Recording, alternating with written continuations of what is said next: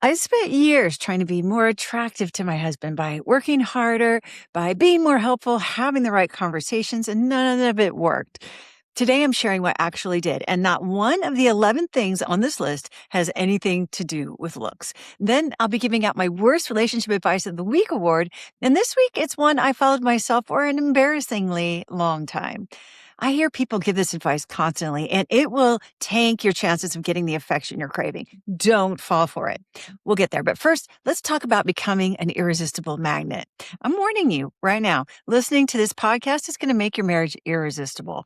So whether you're exhausted from carrying everything and you just want him to step up and be a real partner, or you're lonely and just aching to feel close and adored again, you're in the right place. I'm Laura Doyle, New York Times bestselling author and creator of the 6 Intimacy Skills.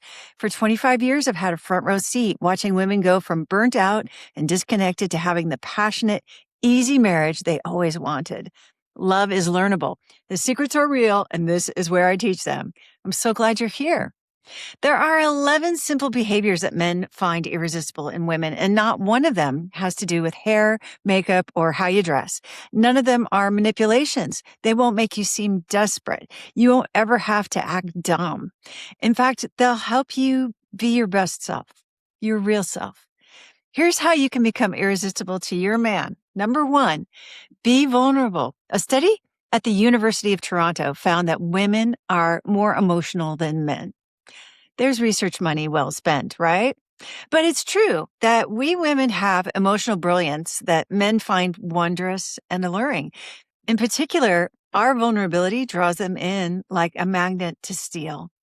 Being vulnerable means revealing the less than perfect parts of you, the shy part, the tender part, the part that's afraid of spiders. Trying to impress him with how independent you are will never attract him in the way that admitting you're feeling over your head in your new job or that you felt embarrassed at the parent-teacher conference would, for example.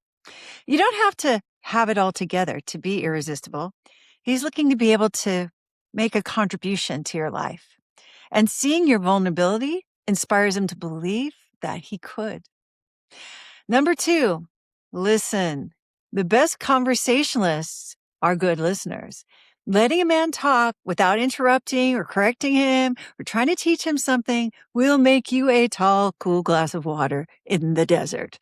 He'll tell you everything on his mind if you create the emotional safety of leaving lots of space for him to talk and say only, uh-huh, or I hear you. You don't have to agree or disagree. Just listen. Try it for an hour tonight with your guy. He won't be able to get enough of you. Number 3, be receptive. Receptivity is the essence of feminine, and that's what men are fundamentally attracted to. Being open and receptive to his compliments, to his help, to his gifts is to be feminine. Therefore, to be incredibly attractive, be receptive. Instead of giving to him or doing things for him, let him give and do for you, even if it makes you feel uncomfortable and squishy inside. He'll be 10 times more in love with you on the day that he's knocked himself out to build you a deck or set up your new computer or rearrange the furniture in the living room again so you could see if the couch looks better across the room. If you let him admire you, praise you, lift things for you, and solve some of your problems, he'll say, I don't know what it is, but I just want to make you happy. Number 4, be pleasable.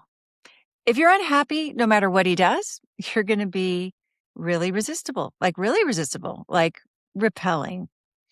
If you're happy and you know it, then your face will surely show it, and he'll see an opportunity to pile on by bringing you your favorite ice cream or a bracelet or a designer sweater. Why? Because making you happy makes him feel good. And you are irresistible when you make him feel that way. Number 5, expect the best. Jess was walking with her man when he announced he was taking her to a particular restaurant, and she knew that it was on the next block over and they were going away from it. But she decided to just trust him to find his way there, which they eventually did, but not before they'd run into some street entertainers who made the night magical, which she would have missed if she'd said, you're going the wrong way. Expecting the best from her man let her be open to unexpected fun and had him inexplicably fascinated with the woman who trusted and expected the best from him. Number 6, be the goddess of fun and light. The more you focus on having fun, the hotter you become. You'll never be more magnetizing than when you're doing your happy dance or laughing and smiling. So look for ways to delight yourself no matter where you are and what the circumstances. Commit time and energy to having fun every day, and your man will seek you out to spend ever more time with you. If you haven't made yourself happy, you're not going to be irresistible. But the more you're filled up with joy, the more you'll notice him finding reasons to be wherever you are. Number 7, be a seductress. As a wife, you may be tempted to be the aggressor when it comes to physical intimacy, but consider how much more attractive you'll be to him if instead you seduce him with your body, your scent, your voice. I'm not saying don't initiate. I'm just saying when you do, take the irresistible approach of inviting him to make the first move by letting him know you're willing. That way, you get to feel the thrill of knowing he can't keep his hands off of you. Nothing is sexier to him or more gratifying for you. If you feel like that's just not working, then probably nobody ever showed you the best aphrodisiac on the planet for men, but I have a video about it that I'll link to at the end. Number 8, focus on his strength. If your man is ailing or needs a new resume or his laundry done, you might be tempted to take care of him, kind of like his mom would. But men don't find their moms irresistible. Consider mirroring the strength you see in him instead of the weakness. Of course, you could empathize that he's sick, but rather than babying him, you could also affirm him for being such a strong man. Show that you trust he's capable and that he'll do a good job on his resume or the laundry. There's nothing more appealing than a woman who reflects the strength and capability she sees in her man. And side benefit, you'll feel more attracted and admiring of the man you married too. Number 9, express gratitude. The more you appreciate what your man does for you and how happy it makes you that he does those things, the more he'll knock himself out looking for ways to gain your appreciation. He'll love knowing that he pleased you in small ways so much. He'll look for more and bigger ways.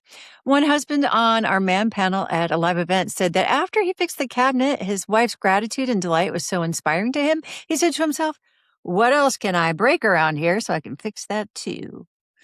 Hearing your thanks and delight is music to his ears and will make you seem like the most beautiful woman who ever lived. Number 10, sometimes say nothing. I don't recommend acting dumb. You know what you know, and you can use that to your advantage at any time. But sometimes it's advantageous to say nothing, even if you think you know the answer to all his problems. You know, the goddess of Wikipedia who knows everything, she's resistible. The more you focus on being the expert of your own life and trust that he's the expert on his life, the more he'll go to any length to get next to you. You've heard that expression that it's better to have some of the questions than all of the answers, right? Well, that's certainly true when it comes to being irresistible to a man. Number 11, remember who you are. I promise that none of what makes you irresistible is hair or makeup or what you wear, and that's true. Irresistibility comes from inside. But what makes you attractive to him is that you have the mind, spirit, and body of a woman. And the more you dial that up, the more attractive you'll be. So one way to be physically irresistible is to celebrate that female form, whether it's by noticing the swing of your hips when you walk, or the feel of a skirt around your legs, or even his hand on the small of your back. Whatever your shape or size, you were born with the goods that make you a magnet to your man. There's every reason to rejoice about your feminine form since it's part of what makes him rejoice about you. For more on how to make your marriage irresistible, you'll want to mingle with my coaches and me and thousands of other women who are also making their marriages irresistible. Come join us at the Adored Wife community at adoredwife.com. It's the worst relationship advice of the week. advice of the worst relationship advice of the week. Now it's time for the Worst Relationship Advice of the Week award, and that award goes to this truly terrible advice to tell him that you have a concern about his lack of affection. Ugh. Okay, when I was at the lowest point in my marriage, really feeling completely dejected and lonely because my husband was not affectionate, I kept reading advice from experts who insisted that the solution was to say, I have a serious concern about your lack of affection. The underlying premise of this advice is that my husband just didn't know that I liked affection. Or maybe he didn't realize that he didn't show affection. He just somehow forgot. But telling him to be more affectionate never works, as I'm sure you already know from trying it yourself. If anything, that drove my husband further away. And sometimes he'd leave like tire marks in the driveway, trying to get away fast. And periodically reminding my husband that he was not affectionate was the surefire way to make him show affection. Everybody said so, so I did that repeatedly. But whether I begged or cajoled or demanded or made friendly suggestions, it never worked, not once. Oh, sure, there were times when he obediently hugged or kissed me, but that didn't scratch my itch. If anything, it hurt even more. It made my pain and dejection more acute. Because the truth is, getting him to hug and kiss me wasn't what I wanted. I wanted him to want to hug and kiss me. I wanted to feel desired, just like the old days when he was always smooching me or patting my butt. Since I had to order him to be affectionate, it was evident that he didn't want to. And that hurt a lot. Begging for kisses and hugs feels lousy, even if he complies. Not only did I feel needy and undignified doing it, it only pushed him further away. So, step one for me was to stop listening to that terrible advice, which to this day makes me want to scream. Instead, consider that he may not be feeling loved either, even if you're being affectionate with him. I'm happy to report that I no longer have the urge to ask why my husband wouldn't show affection. That's because the smooching, the pats on the butt, and the fireworks in the bedroom came back. And the same can happen for you, but not because you talked it out, in my experience. Fortunately, rather than telling him what he should do, you can naturally restore the petting and flirting by being your best self again. For more on how to make your marriage irresistible, subscribe so I can share the rest of the 6 intimacy skills with you. And if you have a friend who needs to hear this, please share it with her. You might just change her marriage.